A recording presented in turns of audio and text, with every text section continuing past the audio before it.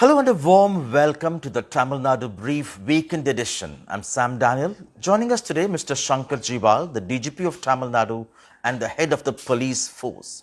We're going to speak to him on a range of subjects from law and order, women's safety, drugs, cybercrimes, encounter killings, and police welfare.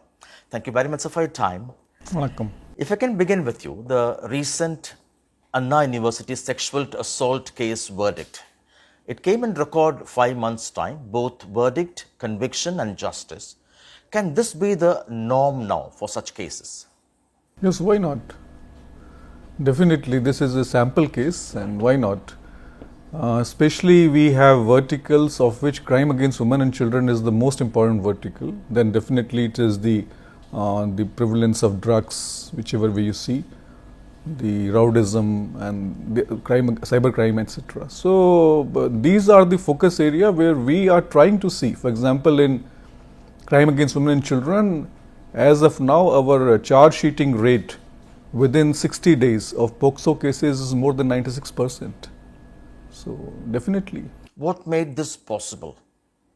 You have to give all to a particular case, which in normal circumstances is not possible, because an investigating officer in general has almost about 100 plus cases in a busy station to investigate and all. So his time and energy gets distributed, resources get distributed. Important cases, for example, this case, if you see, we had 3 women IPS officers joining together and only one case for them, with a team of 30 officers and resources at their placed resources with them. I reviewed the cases every week. Every Friday the case was reviewed, and then definitely the prosecution was also tied up. So there are cases, there are instances where if it is concentrated, results can be achieved very fast. But then accordingly resources and the investigating officers have to be allotted. Still, when you're talking about who is that person he spoke to from that location, what can you share with us? That You're talking about Anna University, the accused case? The accused case. The judgment is very clear. Till it was not out, we could not be speaking about it. But the judgment is out. The judgment itself has dedicated about 3 pages to that, and the SIT has proven technically very clearly that the phone was, first of all, the CCTV footage, how he has come and gone, what part, etc. The phone, in which mode it was in a flight mode to start with.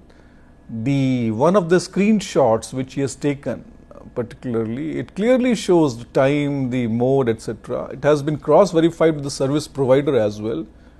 Not to leave anything chances, they have gone through 2,500 call data records of all the persons concerned.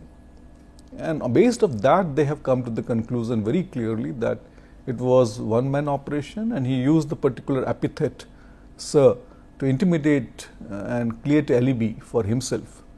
The judgment itself speaks. I am just taking out the cue from judgment and telling you. Yeah. Crime against women is on the rise in Tamil Nadu, particularly sexual assault on campuses, children in schools being targeted often by teachers themselves.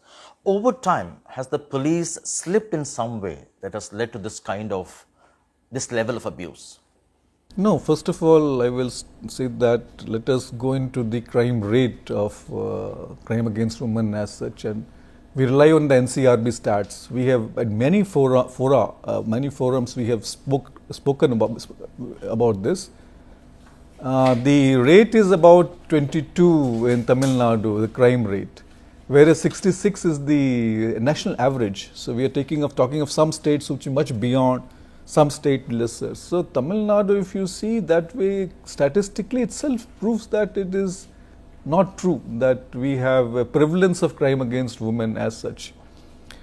You are, I think, probably referring to this recent spurt in the cases, some school cases and all that reported. These are instances which definitely happen at times, and they are because of more awareness come in. I'll give you an example of a district where we went to one school, and the crime against women and children staff and the social welfare department, we went there, and next day we had 6 complaints. So there are instances throughout the world and definitely country also where crime against children especially sometimes gets suppressed. because it's considered taboo or stigma to report those crimes, and rather parents say that let's not. We have been able to ferret out these cases. I'd like to use the word ferret in a way that we have dug out these cases in a way. I'll give you straight away one statistics which will prove this. 2023, every 100 cases which got reported to police converted into FIR in POCSO. 88 were the cases which were either by the parent or child, means direct references. 12 were referrals. Referrals come to us from 1098 Child Helpline, or crime against women and children, CWC section, or the Child Welfare Committee, or Child Protection Officer, or teenage pregnancy getting reported from a hospital. 24, the number of cases directly reported, means which complaints came in, was 76. 24 were referrals. This clearly indicates that there is a higher awareness, higher involvement of departments and all. We actually welcome reporting of cases in this category. We welcome, because this is not individual crime. The law sees it as state versus the accused, but these are social crimes because it affects psyche of a child, of a family and all. So from that perspective, the more the cases that come out and in the open public forum, and the accused is fixed, he doesn't commit another crime surreptitiously. So what you mean is crimes have not increased, but more reporting is being done now. Reporting also through awareness. I gave you stats of comparison of direct versus this. That is the fact, because it's statistics based. And as I told you, this is a vertical for us, both from awareness point of view as well as prosecution point of view. This year our conviction rate is going to be the highest in maybe last 7-8 years. We are concentrating on that. There's also a spurt in murders. Some are politicians who are killed, be it Armstrong in Chennai, few whistleblowers in Tirunelveli, Pudukkottai. Of late, elderly couples have been murdered in Tirupur and Erode. How do you explain these? So, the fact that you are able to refer to 3 specific cases alone in a period of some 4-5 years speaks volumes about the performance of Tamil Nadu police as a preventive action or reactive either. The individual instances do take place. We do try to prevent murders from police point of view where there is a premeditated motive. It is a motive which is because of revenge, because of rowdyism, maybe political, maybe caste-based, communal.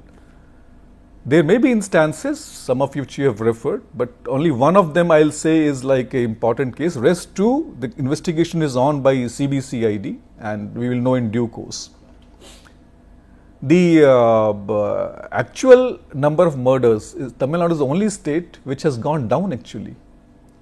We have a progressive decline of murder over last 3 years, which crime rate wise, because we judge it as a great number of cases per lakh of population. So population is going up and absolute murders is coming down. This speaks volumes about the status of affairs in this state. But we don't take credit for whole of this entire gamut of the things. Within that, the premeditative murders like among rowdies, any political motive, caste motive, communal motive, there is a great decline in that itself. The number of cases, if I can quote to you from our this thing, is that like and even first 4 months of this year, we have seen compared to last year about 24 murders lesser compared to last year itself. The convictions of the so-called rowdies is the highest in 12 years in last year. And if you take, I'll give you figures like January to April period, if it for 21, 35 murders come in this category, which is revenge rowdy murders. 29, it reduced 29 in 22, and last year it has reduced to 22. So this is how the decline in that category also is there. So, but when there is a serial killing like trend, the public perception is different. Don't you think that's worrying? There have been reporting of cases of murder for gain or murders in a specific area in Tamil Nadu, over last 2 or 3 years, there were some cases which got detected. Worrisome was the last few murders where elderly couple got targeted. So for that, two action plans were drawn in. One was preventive, one was reactive. Preventive to see that because a gang is on prowl or somebody is on prowl who is doing this, the modus operandi showed that maybe it's same group which is doing it. And teams were formed for detecting the case also. So we have detected those cases, and then last almost like about 1.5 months, we have no case at all of this kind. So there were cases, but by proper investigation, they have been detected. And a preventive plan is in action now to see that things don't happen. Like for example, I'll tell you example. I'll just give up that. We have something called as a register called as Part 1, where we have the property offenders who have come to notice. From 2011, we have taken these list, and now we are verifying, vetting each of them. So such is the depth of the reaction of police here. The criticism is that police, in a sense, are lukewarm, and increasingly there is no sense of fear for police or for law among offenders. No, the police is not here to create fear amongst anybody, first of all. We are actually, if anybody is afraid, we are rather here to assure them that don't be afraid. So we are not some scary crows going around to scare people. Criminals, yes, definitely there is a system of doing it, but we do not go out of the legal justice system. What is the provision of that? I will deny it totally. For example, just now I recounted some of the cases, how they have come down. I'll bring to your notice the convictions that we have obtained. Like last year, the number of convictions be highest in 12 years. We got 150 rowdies convicted for more than 10 years of this. This is a bit subjective assessment to say that criminals are not afraid of police. I think the indirect insinuation is that we should be extrajudicial or do out of the legal ways, which Tamil Nadu police is not in favor of. With proper legal system, we have statistics, everything, and I've given you statistics of reduction in the murders of with rowdy motive and all. So I think we should pursue that line of action, which we are doing as of now, and definitely if the basic premises of law order and public peace won't have been good, the state won't have attracted such a huge population from outside, 9.6 growth and all that. But human rights activists also point out that there have been 18 encounter killings in Tamil Nadu over the last few years, and no action has been taken against trigger-happy police in that sense. No, the thing is that this encounter thing, basically police is entitled to use force in self-defense, because if we don't do that, then who else will do that? Because we are the first layer which comes in touch with, interface with criminals, etc. At times, based on the situation, the officer at the spot takes the decision. There have been cases of police opening fire and the concerned person getting killed. But I'll give you statistics like in self-defense, police has opened twice the number more time the fire, and person has been injured and incapacitated and captured instead of getting killed. So that clearly shows that it's That's not... That's off late, but... No, it is statistics of last 3 years. Like same period you're talking of encounter, same period. So it is twice number, 36 plus is the number where fire has been opened, plus they have been injured or something, incapacitated to capture them or not let them harm the police party. But where there is no other go, there have been instances, but it's not that it's without check. In each case, there is an independent inquiry done, which is a magistrate inquiry, and for your kind information, in none of them the police has been indicted. And on top of it, Tamil Nadu has not seen any death in custody in last almost like 20 to 23 months. From August 2022, we have no death in custody. But we've had instances of custodial torture, the one in Tirunelveli, for instance, involving... No, I'm talking about August 22 onwards. Right. You're talking of before 21 era. I'm giving you this figures. There have been instances earlier, that's what I'm saying. So there's improvement. In each aspect of policing, there is substantial improvement. But in all these cases, the police opening fire and killing them has been justified? Yeah. Few are under still inquiry. like latest ones. Rest all, the police has not been found fault. It has been justified that. Otherwise, there will be either a departmental action or a criminal case instituted. That's how the procedure goes. There's nothing like such officers would be rewarded, which in a sense motivates them or encourages them to be more trigger happy. No, I clearly told you that the word trigger happy is not right. The word encounter is not right. The word is self-defense. We don't reward people for killing people. It's not that they're killing people, but like I'll give you instance of in Namakkal, there was a particular place where the officers had to open fire in self-defense. There was this big container lorry which was carrying criminals, ATM heist criminals from Kerala and all. And then those people were rewarded also later because they did a good job of stopping this vehicle which was otherwise going amok. And while chasing itself, it hit about 3-4 vehicles. Luckily, nobody got injured or died. So there we do appreciate the officers' action because they are putting their life in the line of duty in danger. But not that we promote it, anything like that. Anything you can say about that case of custodial torture by an IPS officer in Tirunelveli, where he was? I think the case is sub judice now. Right. The trial is going on. In last few, I think yesterday also there was a trial. So sub judice case we will not be able to speak about. But the question is, why wasn't he arrested when he was accused of pulling the tooth of the accused in the station? Why was he arrested? Why wasn't he arrested? Why was he arrested? This is the investigating agency's discretion. We must have a look at it. And this is being investigated, now charge has been filed by Premier Agency of Tamil Nadu Crime Branch CID. So there is discretion of the officers concerned based on what situation where, but I cannot go into it all of this now because case sub judice. There is also worry about large movement of drugs from ganja to methamphetamine to even cocaine, triggering worry among parents that in a sense Tamil Nadu or cities like Chennai are turning into a hub for drug smuggling and large consumption among youngsters as well. What is being done to check this? What's the challenge behind this? No, I must give you the statistics on this. There was a survey done by the government of India. It's called Magnitude of Substance Used in India. But throughout India, they went around and did the survey. It is about, I think, 3 or 4 years back. And the use of cannabis, one of the drugs, in Tamil Nadu was 0.1%, 35th position in the country.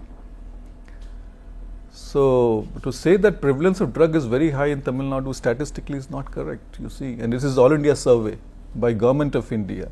And there are different drugs. I gave you for all the drugs everywhere.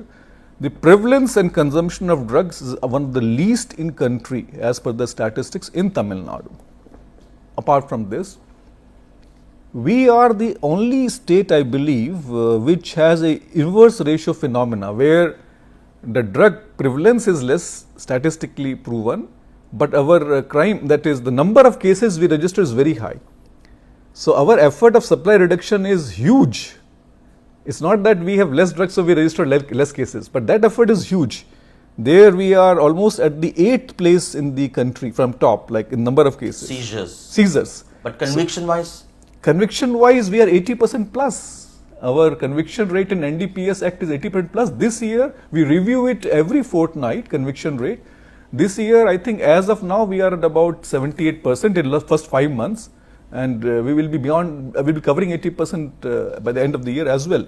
So this part is statistically not correct but is the issue of drug important in Tamil Nadu? Yes. It is a transit state. We don't cultivate any drug, we don't manufacture any drug. Unlike many other states where the drug can be cultivated or manufactured also, Tamil Nadu doesn't. We are victim state that way. We have flagged it repeatedly in the forum of coordination, etc., saying that other states should take effort to see that drug doesn't come to Tamil Nadu. They should stop it. If it's coming across border or from their state, they should stop it, these drugs. We have been sharing list of accused now for financial investigation with them. And we are transit state for Sri Lanka. For example, the cannabis, almost about 100 plus kg cases, almost 70% is meant for Sri Lanka of that kind of drug. So we are requesting the central agencies also like NCB, Narcotics Control Bureau and others to profile these, work on this coordination part to see that we do not get victimized in this war against drug. And as I told you that enforcement rate is pretty high, we know that until a state works on demand reduction, especially on drugs, the supply reduction alone won't suffice. This is one of the rare states where a mission management unit has been established now, which is solely going into aspect of demand reduction by education, rehabilitation. A survey is going to be conducted shortly. These are some unique efforts which are being taken in this state.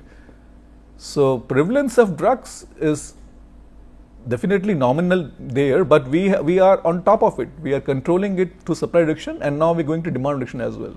Do you think it's also equally important to focus on curbing it completely than taking umbrage that we are among the lowest in the country?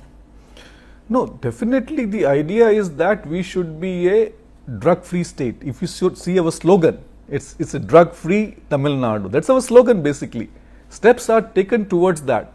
That's why I'm saying that these statistics I gave you because you asked me that the prevalence of drugs and all. I'm not taking umbrage under it. The efforts have to be made to see that we are a drug-free society.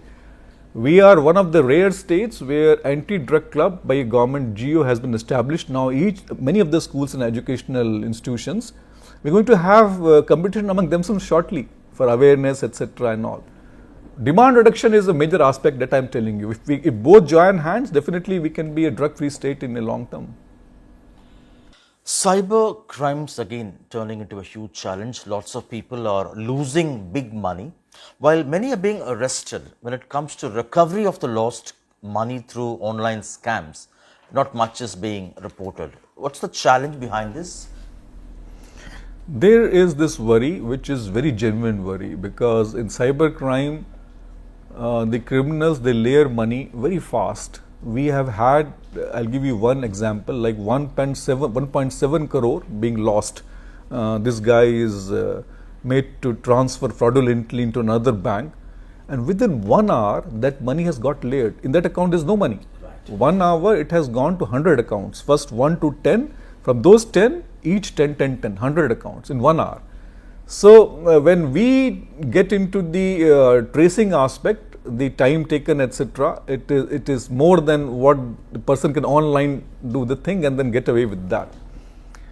That's why we have now, this is a all India phenomena, and there is one I4C with Government of India. They have instituted a particular mission for the cyber crimes. We have tied up with them on a lot of these aspects to be expedited. For example, now we have the control room tie-up on 1930, where the money can be frozen much faster, because freezing money is the first thing. Getting criminal is second part, but freezing money, if you don't freeze money, it goes, getting criminal is like the person has lost money. It's like half the effort done. We are also trying to see whether we can work on this APIs or those interfaces with bank, where once the data is fed in, you don't need nodal officers to come in and then freeze, rather than automatically frozen. One of the banks has already facilitated this, now we're going for others. So this, the war against cybercrime is an ongoing thing, evolving thing, and we are making a lot of efforts on this aspect to see that things are done. There is now in Tamil Nadu a dedicated wing for that, and we are also training cyber volunteers. We are also in due course likely to send our officers to I4C control room on deputation basis in rotation, because the nodal officers sit there, the action is much faster. We have 1930 which has been refurbished now recently, and now we are managing in 3 shifts, about 50 seats. There are a lot of efforts coming in, but most important thing I like to tell, because we have a forum where we can reach members of public, is that in cybercrime 99% the data is given by us, or we have fallen in trap because of the lure of money mostly. So let us not first of all try to share any of our data, OTP, bank account number. Nobody asks this generally. Right. And second part is that who will give you 10, 15, 20, 30% return? Somebody assuring that kind of money to you, I think we should be wary of that. Atrocities and crimes against scheduled castes and scheduled tribes. The one I can point out specifically is the Wengi case, which took several years, at least a few years, for you to make arrest. The perception is unless the courts intervene, the police only try to hush it up. Large scale acquittals also in these cases. For example, in the 2013 Marakanam violence case, recently 72 of the 97 accused were acquitted, raising questions on the quality of investigations in these cases.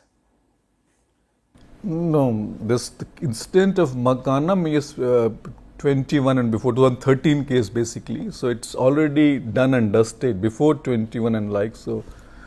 Yes, case got acquitted, but I will not like to go into such an old case to talk. But today's situation I can talk about, like we have a definition of atrocity prone area which is defined by union government. So throughout country same norms are followed. Tamil Nadu is one state where progressively we have decreasing this atrocity prone areas. These are defined by way of how many cases taken place in the area, repeat cases in the area, petitions coming. So very scientific method of defining atrocity prone area. We had 445 in year 2021, which has gone progressively down 430, 394 to 362 as of 2024. Now, these cannot be fudged because these are national standards on which everybody judges and we have same figures. We have the cases which we are talking about, we have reduction in the cases getting reported last year compared to 23 again. So, like if it is not, it's going up, there should be something. Now again here, like crime against women and children, if there is some discovery factor, it's always welcome because this is again social crime, but it has gone down particularly. The conviction of, we have special courts for the conviction in these cases and that's all being pursued. I like to tell you that the seriousness of this class of cases that every month in Chief Secretary's Law and Order Review meeting, the other Dravida and Welfare Secretary and our IG Social Justice and Human Rights give a presentation on this and all aspects and discussed in detail. So, one case which you referred to is Wengi case. There CBCID investigated. Some of the cases do take time based on the complexity and all. But however, the case has now been filed in the court, charge sheet. The court has accepted the contention of CBCID and trial is on now in that particular case. So there may be instances once here and there, but overall if you see, it's not like that. What was the challenge in the Wengi case where allegations of human excreta thrown into a drinking water tank that supplied water for SC community there? What was the challenge? It took so long for you to make those arrests. This case is right now sub judice under trial as of now, so we cannot discuss the nitty-gritty of the case. But when a case with the CBCID, every week the case is reviewed by the hierarchy there. And sometimes there may be issues with respect to the forensic thing, like they had some things like reports come in not matching, then again going this thing. They further steps of lie detection test, a lot of things were happening. So they were not sitting on the case. The case was progressing. Sometimes progress may be slow, but I won't go into all aspects. Let the court decide on the merits of the case. Don't the police try to generally hush up these cases? For example, be it temple entry denial for Dalits, be it two-tumbler system. Even the court recently had made some observations, the Madhuri bench. But where has police tried to hush any of these cases? Any instances to notice? When you don't apply or invoke the right provisions. No. If police does not invoke, there are many forums where this can be agitated. I don't think we have come under fire from any of the forum for not invoking the proper sections or proper cases. None of the forums. Anecdotal one or two cases may be there, but as a state, Madhuri bench recently. No. We have not. One or two anecdotal cases may be there. That is possible. Like that happens in a case of hurt case also and all. Sometimes a particular IU and all. Here in our this thing, because it gets reviewed at the level of district level vigilance monitoring committee, there are safeguards and checks for each and every these things. So if statistically or incidentally if it is spoken about, we can talk, but anecdotally 1 or 2 cases may happen. That is the part of Six Sigma phenomena. In general or mostly, as I am saying, it's not so. Another, what we hear from public, although there is a provision to file online complaints, many say it's not acted upon. No FIR is registered, and ultimately public will have to go to the police station, pull strings to get FIRs registered. Don't you think in a state like Tamil Nadu, where we have a good IT presence and infrastructure available, this shouldn't be a problem actually? Yeah, I must tell you that actually, how do we judge it? Like, for example, so when a person doesn't get his grievance redressed in a particular forum, let us say station level, he scales it up. He or his lawyer will scale it up. So, how many petitions do I get? Like, for example, I'm at the apex now, so it may still be filtered. So, we have a system of knowing in how many cases when the petition came to us, there was a complaint of non-registration of the case. One is like other things like my property, this, that, etc. But non-registration of the case, these are very minimal numbers, like almost nil. We are, I think, one of the rare states again where there is a reception officer system. Each station has 2 people who sit and lodge their petitions straight away in a system with the receipt to you, which is our online SCRB grievance registration system. So, apart from that, I'll give you one more example of this. Like Mudalvaran Mugvarin is there, which is one portal where you can put, anybody can put. It is not that it can stop you. Right. Any petition you can put, anybody can put. We have so far received almost 6 lakh plus in that. And 50% is the sampling rate in that, which is very rare. Nobody gets 50% feedback. They've been addressed, you mean? No, the feedback is like how many petitions have come, how many people we call back to get their feedback, what happened to their petition, are they satisfied or not. There are few parameters. So generally sample are 5 to 6% any place. 50% is the sampling of feedback in the Madurai Mugvarin, and in police department only 1% is the category of dissatisfactory. 1% only, the least. So the systems are in place, yet we do not say it's not possible. Now new things have come up, like zero FIR has come up. We have almost registered more than about 200 zero FIRs now. We are also receiving zero FIRs from other states and all. So there may be instances somewhere. We do not say totally that we are perfect, but there have been considerable improvement in all these aspects. Like receptionist system has started about 2 years back in full-fledged way. Madurai Mugvarin has come in. We ourselves have our own online portal. So you can easily sample out. Like nobody can stop you from filing an online complaint. But no action taken, that's the worry. No, it's not true. It's not true, because as I told you, if the action won't have been taken, this satisfaction rate won't be 99%. No, it's 50% feedback, 50% sampling. Where did it happen? Nowhere. With that, we have 99% satisfaction rate. So you mean to say when someone files an online complaint, action is taken? Oh yes, definitely. Why not? There may be some. I told you there may be some instances, like few of them, where not, but most of it definitely gets done. How does the Tamil Nadu police use technology, especially when history sheeters cause so much of trouble? What kind of system you have to trace, track and avert? We have the profiling of history sheeters, especially of bodily offences, which we call as rowdy history sheeters. We have an app called Parandu, which maintains the digital profile of all these history sheeters, which update their status, like if they are in jail, when they are released, if they are attending court, all is monitored.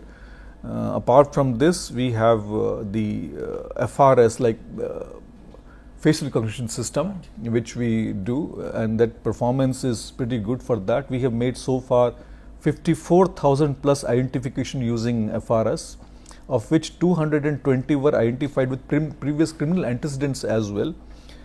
We are one state which has got the best E-Beat award in the country, This is called Smart Kavlar app, where we task by drawing beats and the task like code, monitoring of bad characters, etc. And we got first prize throughout country among all police forces last year. Under this we have so far almost have around 11 lakh tasks in that particular aspect, tasks completed and all that. One of the statistics, for example, I'll give you is that senior citizen check in that, which is 6,000 plus again. So the proof of pudding is in eating it, basically. So I gave you stats of rowdies. If you talk about that conviction, like 150 plus, 10 years plus last year, which is highest in 12 years. With this motive, numbers of murders, how they have come down to single digit now. So all this indicate that we are on track. Few more things we are starting in now coming year. We are trying to do hot spotting of crime, GIS based. So this will also help us dynamically apply our manpower to those areas. Like today or this month, this area is getting a bit hot, so it needs more visible policing maybe. If we deployed manpower and visible policing, if it got reduced or not. So cause-effect relationship also will bring in due course of time. One concern among police personnel in Tamil Nadu, technically a large bunch of them are allowed to go on a weekly off, but they don't get to take that. Why is it? And what's being done to address their stress, depression and their mental health? The welfare aspect we have addressed in a huge way in last few years. Weekly off also is a recent phenomenon. Weekly off for the rank up to head constable, and sub inspectors are giving fortnightly off. We have been making effort and giving most of them weekly off. At times when there is stress, when the manpower requirement is very high, we have those seasons like Trunamale Bandobast. When it comes, we need almost entire state force. When we have Tevar Jayanti, mobilize almost in state. Pongal time, we are slightly tight. Sometimes we have to request our personnel that period weekly off, maybe rotate it a bit. But statistically, we checked up. We are giving on the average 3 weeks out of 4 weeks off to all personnel. Statistically, we have checked that. In due course of time, with the next recruitment coming up, most will improve this figure further. The stress management part of it, I think we are again, only state to run a program by name Magilchi. We did a well-being profiling of people. State government gave us 10 crore, and where we profiled people who had stress, psychological stress, which affected their work-life balance, family life, output at the work. And we have started a program where we should take it end to end, because if we can bring back one man also back to the track, it helps us, because anyway we are paying him and his output is not appropriate, his family is suffering. So those aspects of welfare we have worked a lot. We have opened Magilchi in Chennai, in Thiruvarur, in Madurai. Just last month we opened in Coimbatore also. All these are with government sanction, and as of now we have almost it's